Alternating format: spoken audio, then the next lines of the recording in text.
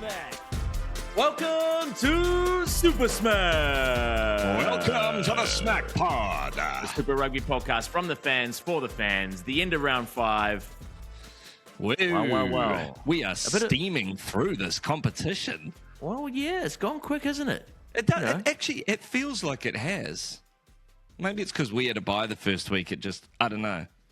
Does that make it slower or We've faster? had to buy this week, mate. And you know what? Yeah, and you know what? No one cared. No, in summary, everyone went, well, the quality of rugby went up tenfold, That's didn't bullshit. it? Oh, the Chiefs it is had absolute shit. And you know it, mate. Absolute shit. You know No, what? actually, we did miss you. The 5th round was definitely the most boring round and the most cheeky round. You know? Yeah. Ill discipline this week. A lot of cards. Yeah. More cards than the rest of the competition put together. Yeah. Yeah, but week. I do have a little bit of news. Sorry, mate. Oh, okay. Yeah. News. What do you got? End of round 5, the Hurricanes top of the table. Yeah. And we've got a game in hand. Well, we've achieved that. A few people have buys. Yes, we do, mate. Yeah, but that's fine. But a game in hand. But we're at the top with a game in hand. As in, what do you mean a game in hand? How have you got a game in hand? Well, let me explain how the system works to you, mate. Because I've we're had a top buy. of the. Yeah, but you're 4th, right? So once you've played 5, you'll elevate. Hopefully you will yourself up the table. Whereas the Blues and the Brumbies, who are 2nd and 3rd, they've played their 5 games and they're still below us. So you've got a game in hand. Okay, a game in hand against two teams. Mate. 2 teams. There's a game in hand against 2 teams. Well, It's it's always in relation to the person, above or below you that you're competing directly. Calm down, mate. Congratulations. No, I need you to listen. No. What's exciting is what the reality is what actually happened to us. Was it last year or the year before? We actually haven't played any of the Kiwi teams yet, except Moana. Except Moana, who are a Kiwi team, but they're not doing so well. And you've also had a loss too. You've also had a devastating loss. We had a loss that we said was outside the competition because it was water rugby, so it doesn't actually count. Has the Brumbies anyone might have that excuse too. Everyone's had a loss, haven't they? There's no unbeaten team. There's no unbeaten team. The last cab to fall was the Brumbies, I believe. Yeah, that was the week before when they. Well, no, the Brumbies they lost to the Drua this week, which is crazy. Yeah. I mean, is the Drua the hardest away game? It's got to be just because of the Fijian factor, right? Yeah, the Sanganalanga is tripping people up. The heat, they talk about the heat, and the last couple of weeks, our last couple of home games they've had, we've talked about the rain.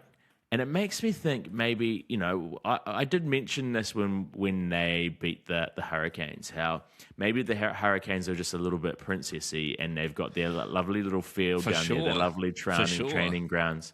And, maybe the groundskeepers are just getting paid a little bit too much to do too good a job. And they've basically given us nature's carpet all through Aotearoa and Australia. And these players are just they get over to Fiji and, I don't know, they might not have, there hasn't been as much investment. We're talking like decades of hard work and fertilizer and soil. We know there's not as much investment over there in the islands. No, they just haven't had, they haven't had professional rugby there for as long in terms of the Super Rugby competition anyway. Well, they just don't have the money that it must cost to up. I've always wondered walking onto those turf, how much effort goes into making the turf like that pristine. Is those guys do an amazing job? Yeah, it's like, and holy hell.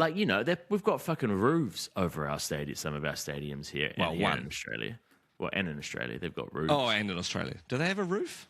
I don't think they do. They don't have roofs. Yeah, that's probably too big. Actually, that's weird. I don't think any of those stadiums have a roof in Aussie. Suncorp doesn't, right? Nah, it's too big, mate. Sydney football doesn't. You have a roof on that, it'll take about 3 days to fucking close it. Yeah.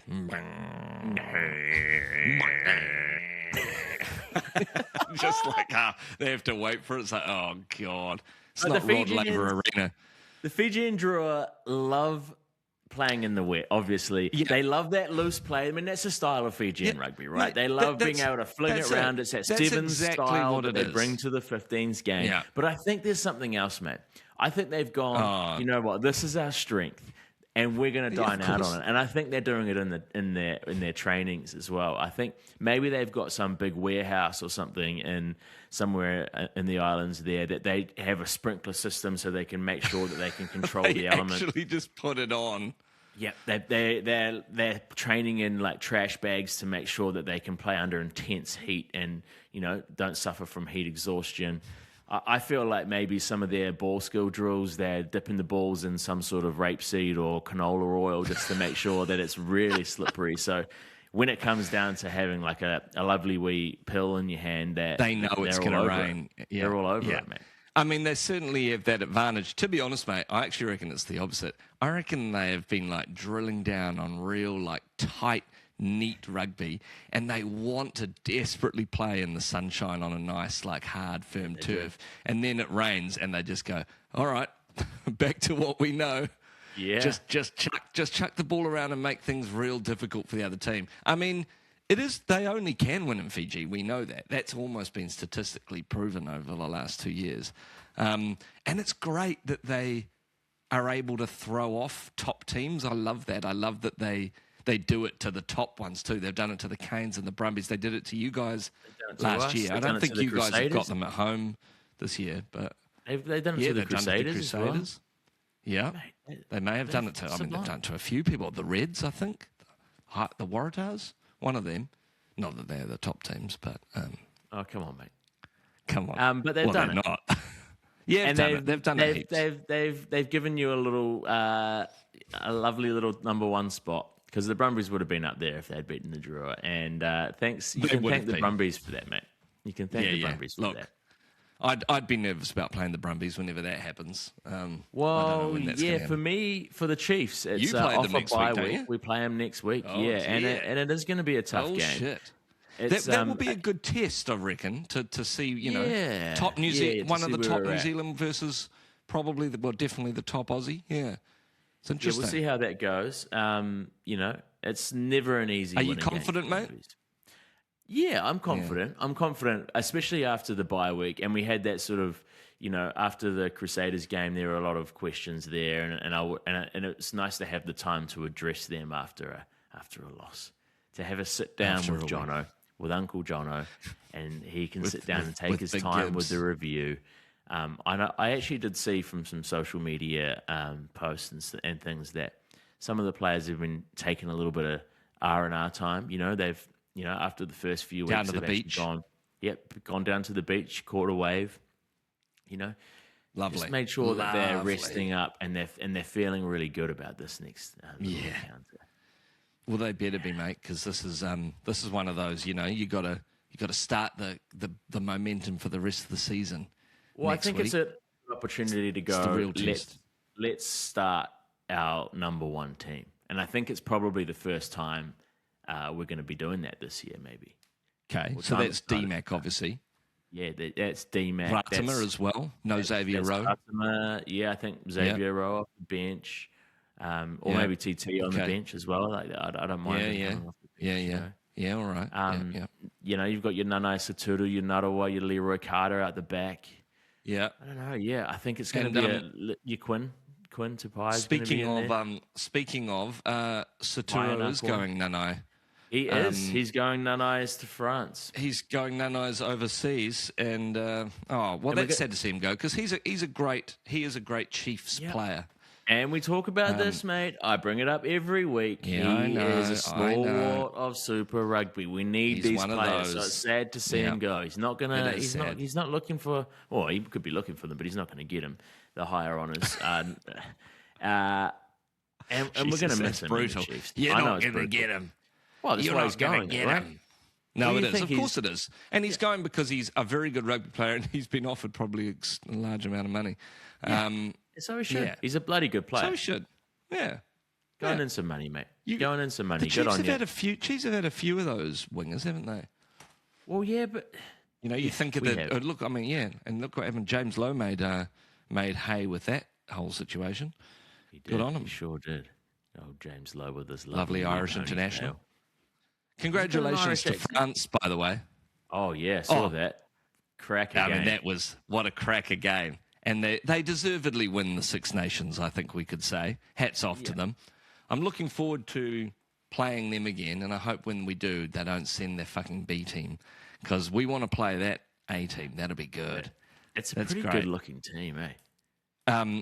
It's very good. It's good to the point where you go, guys, you need to win a World Cup now. You need to try and do that, because that's your missing jewelry in the cabinet. And you know what? Like, I know people have harped on about this over the last day or so, but it's actually quite awesome that a competition like that doesn't have a final necessarily, like a round robin competition, that actually goes down to the wire, the last game, 2 minutes after they're heady, and then they finish it off. Fucking fair play to them. It is funny. It goes, it went down to the wire because of the other teams hanging around, doesn't it? It's funny. I've always thought the competition was a little subpar because they only play each other once, you know? I always thought it was a bit of a joke of a competition. And to be honest, a few of the teams in there are like, you know, they're not even in the top 5 in the world. Let's call it what it is. This year they beat them. This year they had some victories. France are kind of like the chiefs of the Six Nations. They're sort of all of the World Cup. They always get there. We've won twice. They always get there, but who? We've won the Super Rugby competition twice, mate. Oh yeah, you've won it twice. Yeah, that's true. How many times have you won? Sorry, I forget about that. We've won it. Hang on, just let me check. Oh yeah, just once. What were you checking? Just my mind. I just checked the back of my mind. Hey, let's move on. Let's move on for fuck's sake. The Crusaders, they got their revenge in the weekend. Against the Landers. They were always going to. There's no way they were going to allow the Highlanders to get up on them twice in a season. They're not that shameful. But they didn't make it fucking easy for themselves. Well, they haven't made it easy in any game for themselves. It's kind of un-Crusader-like, but also, I guess, don't they always maybe leave it to the second half sometimes, and then that's their ability is to storm back and dominate and put it to bed? Will Jordan had a great game again, I thought. Yeah, he did. I mean, I think aside from that first try from Will Jordan in whatever it was, like first 5 minutes or so, there weren't many great tries or sort of good sort of running rugby. I mean, there were a couple of little moments this week, but across the board, I would say that, you know, we saw a lot of ill discipline and some some kind of shitty and like grungy kind of defensive games, I reckon, this week. Yeah. And that one was one of them. Bad discipline in that game, man. When you get 3 yellow cards, you're playing half the game basically without your 15. There was some good Johnny Lee debut open side. Scored 2 tries. I thought that try from Blackadder's busting run through to and Blackadder's offload was insane, mate. Yeah. I'm telling you, just keep considering him. I do like his style. And look, you know how much we like to bag the Crusaders on here. There's no Canterbury loyalty or anything. I like his style of play. I like it. It reminds me of McCaw. I just see some kind of, you know. Well, let's see a full season of it, and then maybe so. I'm yet to see the evidence that maybe he should be back in there for sure and be a stalwart. Jesus, really? You know? Interesting. I just think there's better players, mate. I'd have a Dupes over there in there before a Dupes and a Lucky, actually. I'd look at the Hurricanes Lucy's before. I feel they're different. They're just different styles of player. It's about the matching. It's interesting. We'll talk about it, I'm sure, throughout the season. But good on the Crusaders. The Highlanders weren't able to complete their 1-game winning streak. No. So they're off their winning their record. They're off the streak. They're back on, and they've got the Canes next week. So that's going to be no easy task. They'll be back on their streak next week. How are you feeling about that game, mate? How are you feeling about the Hurricanes? What do you mean? I'm feeling fantastic about that game. You think you're going to absolutely butcher them? Mate, the Highlanders haven't beaten us for maybe 7 years. Since that time they won that final.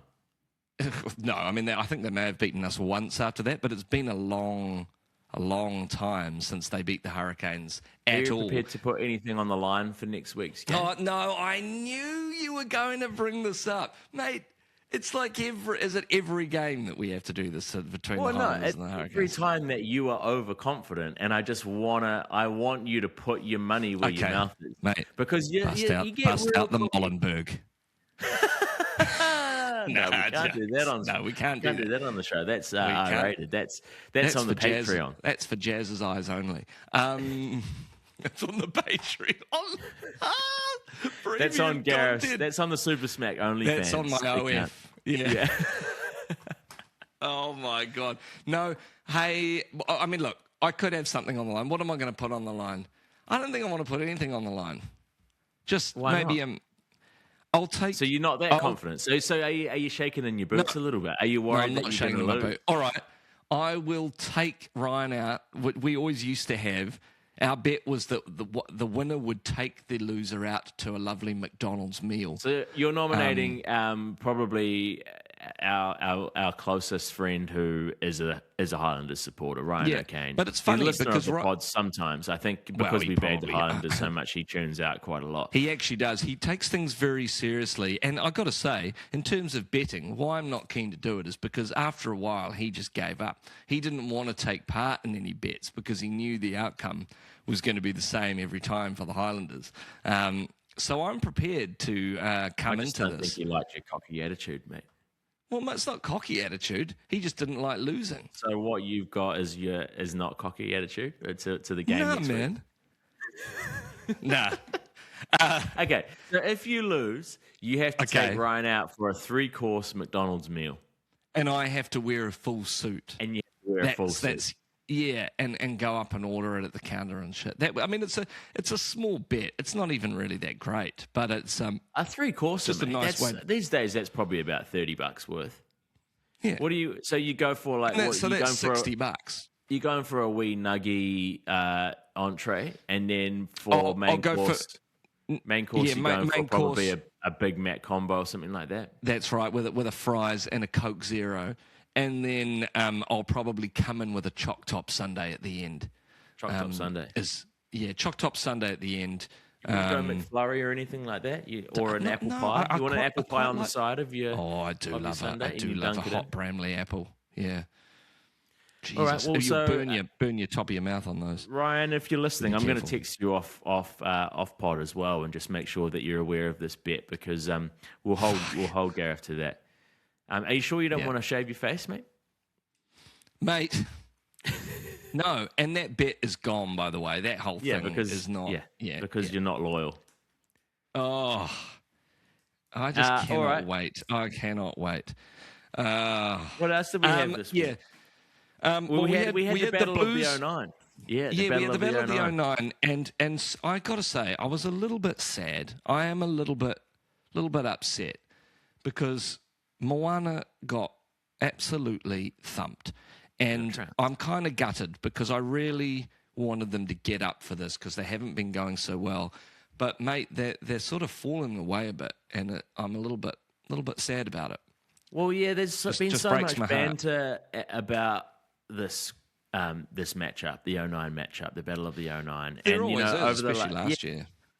Mate, they're not living up to it. They needed to step up for that game, and I don't think that. I mean, the Blues played pretty well. They deserve that win, but I don't know if they played well enough to have that kind of scoreline. And you had a couple of anomalies. Maybe in that a little game. bit flattering. Yeah, an absolutely feral clothesline from Augustine Pulu. Yeah, jeez. I mean, that was bad. God. That was a bad was one. bad. And he was definitely sorry. But yes, and that's it, mate. They just look a little bit desperate on defence, don't they? Yeah. Yeah, I mean, the defence has been woeful. Them and the Drua. I mean, any of those teams that languish down the bottom of the table. But, Moana could be heading for a wooden spoon here. And it's just, I don't know, the arty factor clearly is making a big difference. Like, he's trotted off to Japan, he's making his millions, but, he's left them in a bit of a state. Clearly, he was the glue holding that team together. It's just something is not going right. And they've got some good players in there.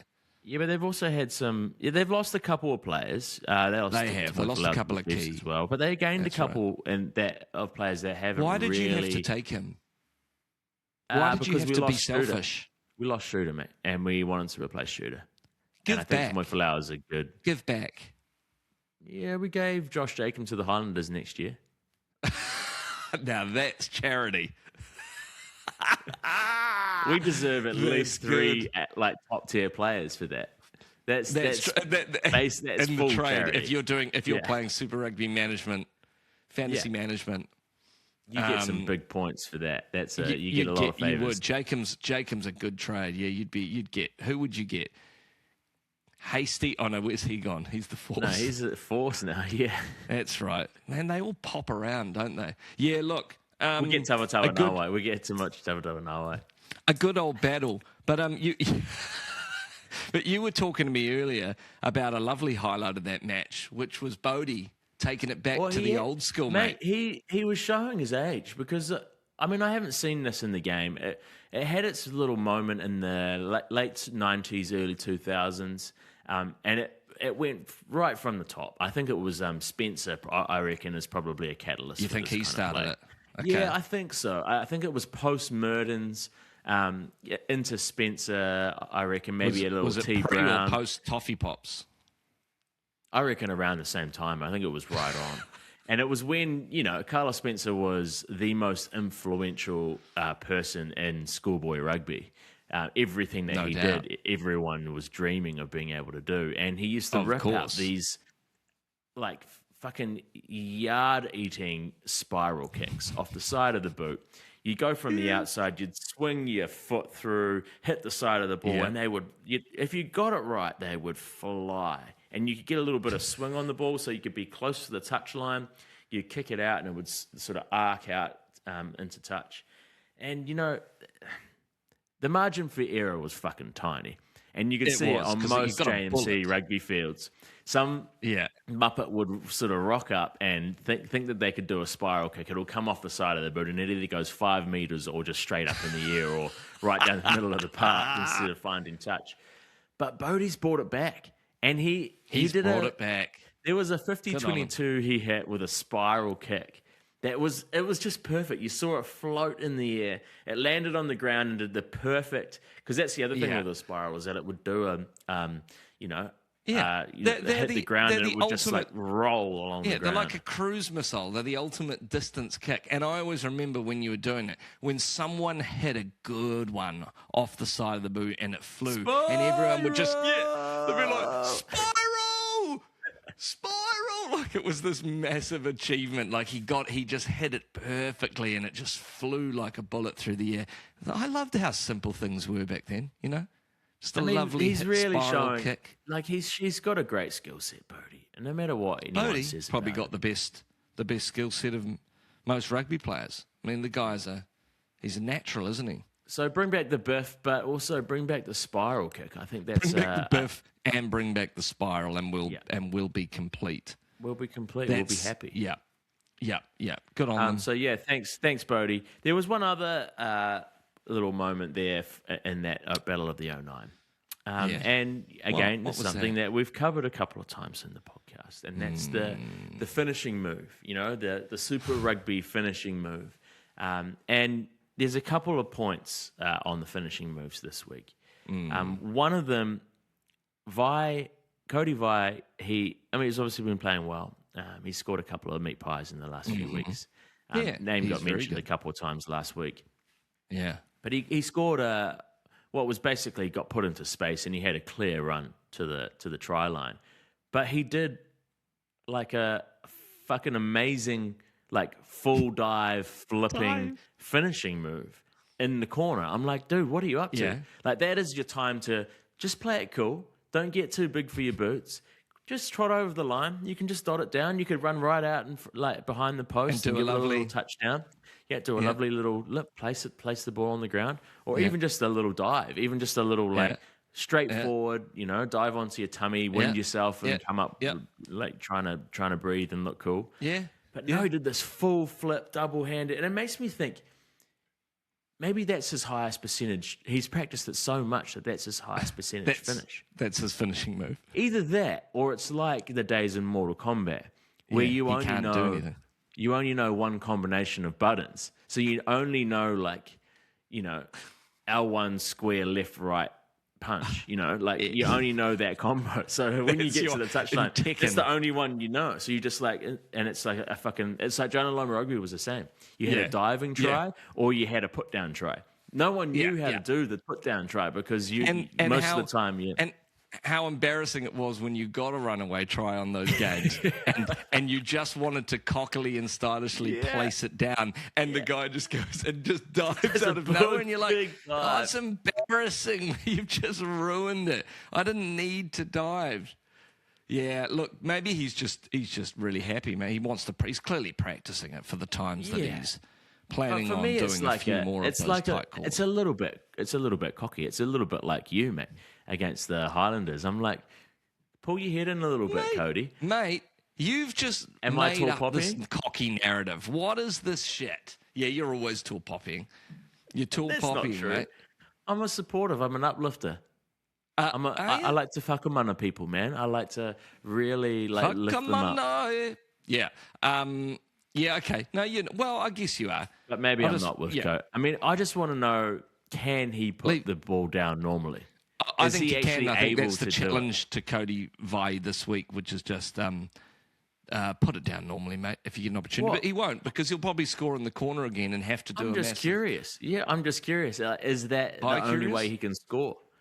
Maybe maybe that's just his only way.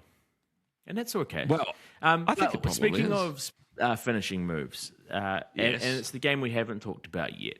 The Reds versus Stars. And the Stars absolutely robbed. And you know what I think's happened here? Is that the TMOs have been given a little bit of a break this year. The refs have been given a little bit more power. We want some, we want some more rugby time, less chatter and analysis during the game to figure out whether someone's done something or not. But we finally went up to the TMO for a touch and goal. And anyone, any fan, any player, any commentator, I reckon the referee himself, the only person that didn't think that was a try was the TMO. The ball was clearly on an angle. Physics says if it's on an angle, that part of the ball is going to touch the ground first. What the fuck was he thinking? So they've got, because they've been taken away out of action this season, have they forgotten? Have they just kind of got out of practice of how to actually officiate and rule over these things? They actually don't understand the rules anymore. They're having to look at the book quickly and go, hang on, does this count as a... And they've lost all common sense. Well, the ball's going... Hang on, if the ball's going that way, does that... Hey, Steve... And they need to brush up again. Maybe we need to just bring them back in. Maybe we need to bring them back in. Or they just need to do some simulator work, like F1 drivers. Simulator work? They get in these false situations and they get given all these fake simulated tries. Is it a try? Is it no try or try? I mean, I'm sure they have meetings, and they probably catch up for coffee on a Tuesday and debrief. They probably have like a little Zoom meeting. All the refs and TMOs and assistant refs all get together and they have chats about what their performance and examples of how things went right and things went wrong. But maybe you reckon Nick Berry and Ben O'Keefe go down to the pub and they share a beer together they just put the phone on the table and they just watch a bunch of controversial tries, and over the years they go, try it. What do you reckon, mate? What do you reckon? No, try it. What would you how would you have called that one? Yeah, how's your missus? But you guys can get dinner? I think everyone else has to train. Maybe the TMOs need to do some sim work. They need to do some sim work. I think to World Rugby there, and I think everybody else has to stretch their muscles. So why not them? Yeah.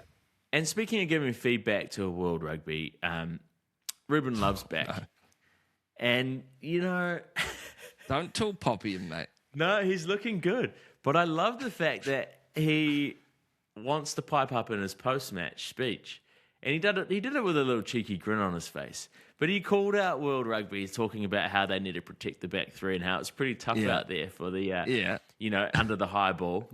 They give all this protection to the halfbacks, but the back three just get thrown to the slaughter. Thrown to the wolves up there under the high ball. So I'm interested to see whether anyone else picks up on that, because I think might be the first person to actually openly say that. I feel like someone else has said that, but I mean, I guess he's got a point. But it's also like, I mean, is it really that dangerous, Riven? Like, is it really that bad? Like, I just think you're it's being hard. exposed. He just wanted, when he was growing up, he just wanted to be one of those fullbacks that never got touched, so he could just sort of run around fancy free. And now he's having to be on the a Percy Montgomery. No one laid a hand on him. Now he has to stare down the barrel of a really massive hit coming, a perfectly timed hit. And he's upset about it. He doesn't like it. Well, Ruben, I think you're tough. Ruben's got the body for it, mate. He's got the abs. I was going to say, he's got the core strength to take a hit like that. Yeah, exactly. I feel like, me or you would come off. We'd come off second best if we tried to tackle that massive muscle. Well, were you good under the high ball? Like, would you be able to sort of take a few high balls now? Mate. I was good at catching a ball, not under pressure. Like, I was always pretty solid under the high ball, but I'm not one. I'd never had the hops. I never had the big leap. Were you quite a good goal kicker? I was okay. I was a good third backup. Like, if we had an injury and then someone didn't want to kick, then I could step up. What I was good at is goal kicking competition at your stag. I can't remember, mate. Doesn't matter. I was too drunk. Do you want to know? No. No, I'll tell you. It was you. It was. Oh, whatever. It was, mate.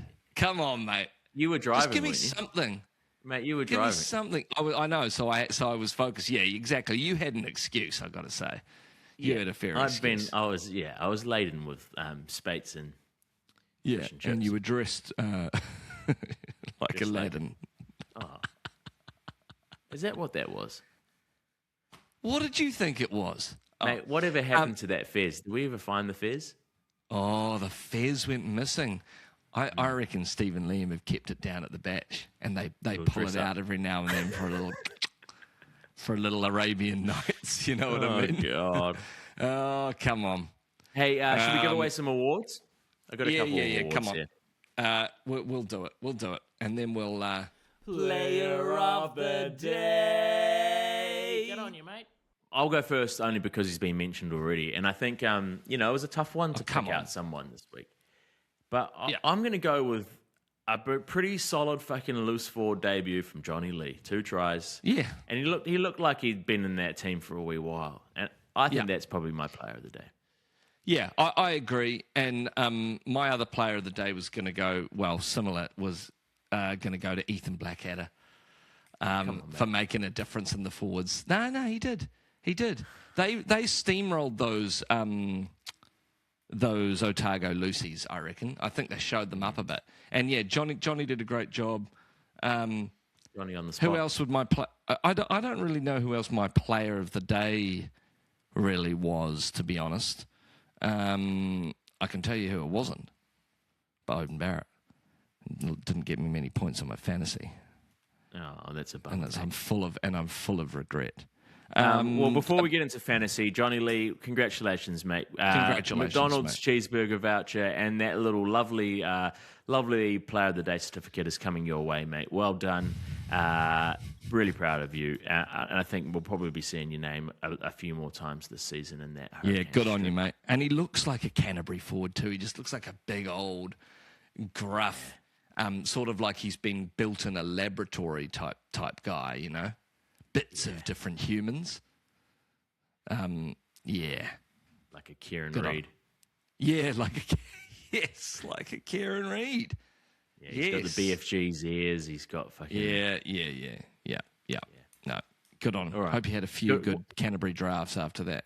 Yeah, CDs. Yeah, not a bad drop actually. Quite rare. Like it's quite hard to get, especially in the North Island. Quite hard to get your hands on a CD. Yeah, you don't really see a CD. You don't even see a WD much, to be honest. What's a WD? The old Waikato draft. Waikato. Yeah, mate, you get that anywhere. Do you see those? Oh, Absolutely. fuck! I actually need to drink that more. But you can That's all. That's all. Just let's be clear. That's all just the same beer, right? It's not, Like, man. they are No. all, A mate. Waikato draft is a dark beer. It's a dark. Is Canterbury Draft not a dark beer? Oh, maybe. Aren't they all I don't know. Mate, Yeah, maybe. they're all Yeah, basically right. lion brown, aren't they? They're all basically lion brown that someone has gone, well, we'll make it for this region. We'll make it for this region. Spates is probably the exact same thing. And then who else has a draft? Spates is a much lighter beer. Really? Than Is a it Waikato. that dark? Yeah, no, Waikato is like the only reason I really know, because the thing is with a Waikato is that I haven't seen it in anything other than a 24 box for a long time. Yeah, when you drink Waikato, you're in. You're on the piss. You're all in. You're on the piss. You are in for a big night. Yeah, you want to buy high volume because you want price per unit to be as low as possible. You are getting like absolutely shit faced, like swing your kid into a bookcase type stuff. Oh, Louis Sutherland. No, come on. Hey, glad you got that reference. That's funny. No. So Canterbury have one, Waikato have one. Nowhere else has their own draft, do they? There's no Wellington draft. Well, but Tui is an Indie Pale Ale, which is that's kind of your Wellington store. That's kind of your that's your Mungatanoka, wherever they are. Yeah, exactly. That's kind of like central to lower North Island, isn't it? Correct. Yeah. Then I guess Spates is your Otago. Yeah. You got Gisborne Gold, which again that's a lager. That's a lovely lager. Lovely lager. Yeah. What else have you All got? Right. I mean, anything in Nelson, you've got Stoke, which I think is more of the McCashin sort of brewery. You don't really have anything else down there. Well, that's like more of a wasn't boutique. it? Yeah, Max, but Max again is a tear up, isn't it? It's not your stock standard 4%. And that says something that Max is a tear up. No, there's the other one, Export Gold.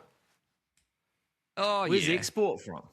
Well, no, Lion Does it Brown. have a region? To me, Lion Brown seems like a Wellington beer. They always used to sponsor all the rugby clubs and Upper Hutt and everything. I feel like Lion Brown is like it's a tear down even from Waikato and Spates and the likes.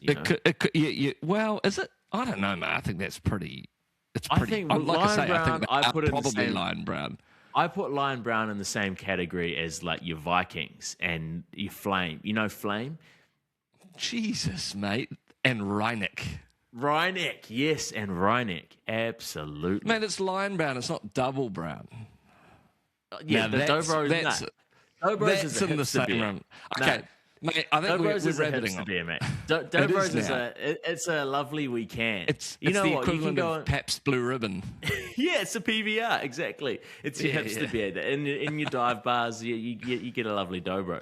And you can play some classic games with your Dobro slabs as well. It's probably still the original and probably the staple slab. Yeah. Like if you get slabbed on a film set, take a box of Dobros. Yeah. Well, I hope whoever's enjoying the Chiefs play this weekend gets out some Waikato draft and has a real good fucking go at it. Have another crack at it. It's not a bad beer. Yeah. Hey, next week, just before we wrap up, next week, some big old games. With the Chiefs are back playing the Brumbies in Canberra. How do you think you're going to go? What's your prediction? I think it's going to be a tight one, but I think the Chiefs are going to come away with it because I feel like the Chiefs are going to field their A-team, number one team, for the first time this year. Yeah. I think after a week off. I'm going to back the Chiefs to get that done after the bye too, but it is going to be difficult. The Highlanders and the Hurricanes, the clash that we've talked about down at Dunedin. What's your prediction? Yeah. What do you actually think? My prediction is going to be being here.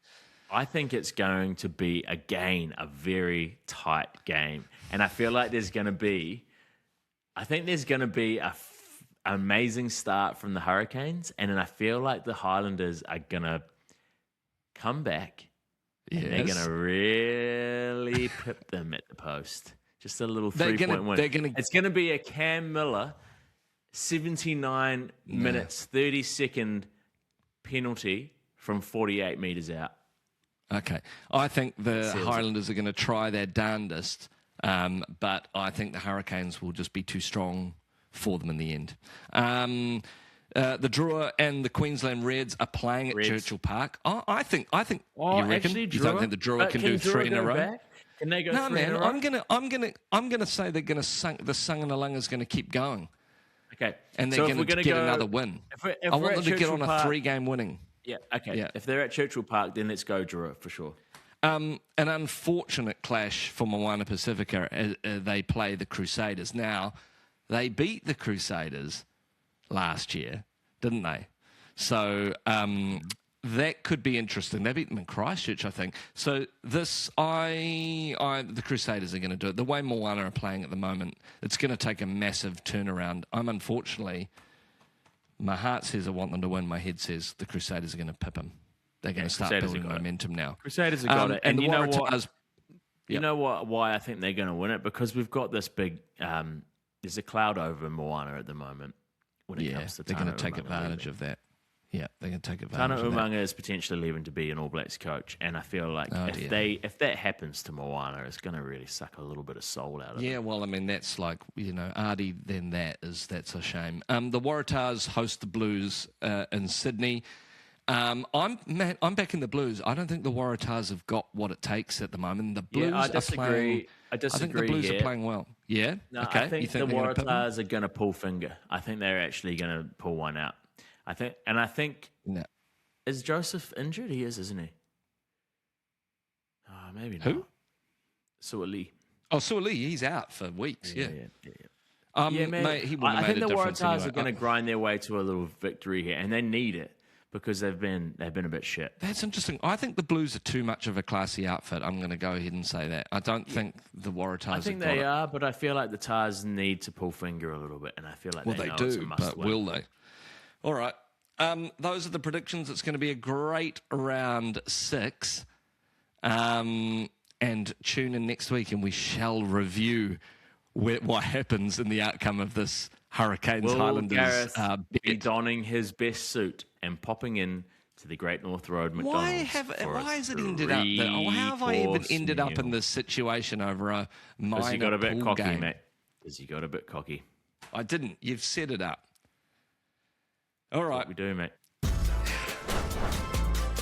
We'll see you next week. Hooroo.